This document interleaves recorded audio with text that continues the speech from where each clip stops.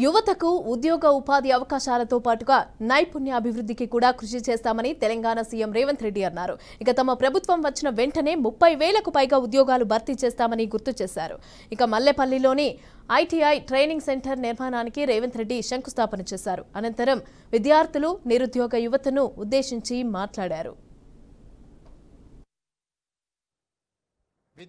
విద్యార్థులు నిరుద్యోగ యువకుల యొక్క ఆలోచన తెలిసిన వాడిగా మిమ్మల్ని అందరినీ మా కుటుంబ సభ్యులుగా భావించి మా తమ్ముల్లో మా చెల్లెల్లో ఒకవేళ ఉద్యోగ ఉపాధి అవకాశాలు లేకపోతే కుటుంబ సభ్యుడిగా కుటుంబ పెద్దగా వాళ్ళకి ఎలాంటి నైపుణ్యాన్ని నేర్పించాలి, వాళ్ళకి ఎలాంటి ఉద్యోగ ఉపాధి అవకాశాలు కల్పించాలన్న ఆలోచన చేసి అధికారులతో సంప్రదించి మనసు పెట్టి చేసిన ఆలోచననే ఈనాడు ఏర్పాటు చేసిన ఏటీసీలో అడ్వాన్స్డ్ టెక్నాలజీ సెంటర్స్ అని చెప్పి నేను ఈ సందర్భంగా గర్వంగా నేను చెప్పదలుచుకున్నాను.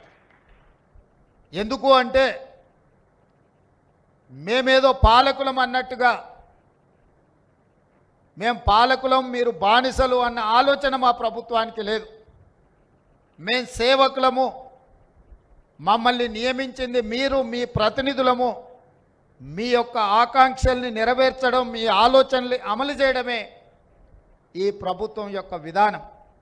అందుకే ఈనాడు ఈ రాష్ట్రంలో దాదాపుగా 40 లక్షల మంది నిరుద్యోగ యువతీ యువకులు ఉద్యోగ ఉపాధి అవకాశాలు లేక తెలంగాణ పబ్లిక్ సర్వీస్ కమిషన్ చుట్టూతోనో, పోలీసు రిక్రూట్మెంట్ బోర్డుల చుట్టూతోనో, మెడికల్ అండ్ హెల్త్ రిక్రూట్మెంట్ బోర్డుల చుట్టూతోనో లక్షలాది మంది తిరగడంతో సంవత్సరాల కొద్ది కాలం వాళ్ళ సమయాన్ని వృధా చేసుకొని గ్రామీణ ప్రాంతాలలో నుంచి కోచింగ్ సెంటర్ల కోసం హైదరాబాద్కు వచ్చి 10 సంవత్సరాలు మీ విలువైన వయసు, మీ విలువైన కాలము వృధా అయిపోయి ఆత్మహత్యలు చేసుకోవాల్సిన పరిస్థితులు వచ్చిన తెలంగాణ రాష్ట్రంలో దాపురించినాయి.